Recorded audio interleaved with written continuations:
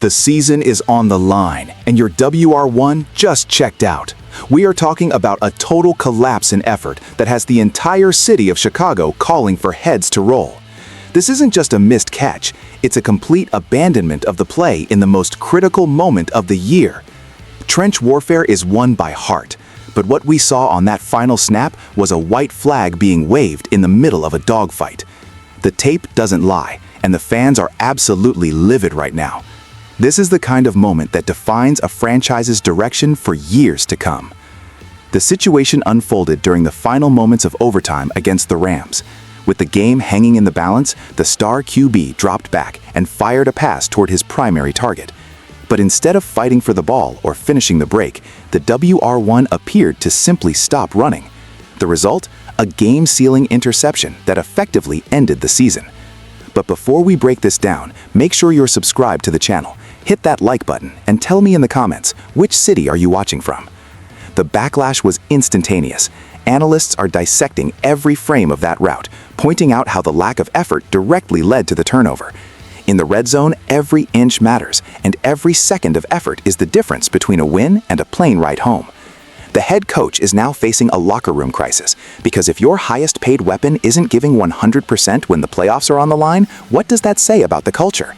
We are looking at a franchise-altering moment where the trust between the huddle and the sideline has been completely shattered. This disaster goes way beyond a single loss. We have to talk about the cap space and the massive contract extension that was supposed to solidify this WR1 as the cornerstone of the offense. When you pay a guy top-tier money, you aren't just paying for the stats. You are paying for the leadership in the fourth quarter and overtime. Now, the front office has to look at the depth chart and wonder if they made a massive mistake. The ripple effect on the star QB is even worse.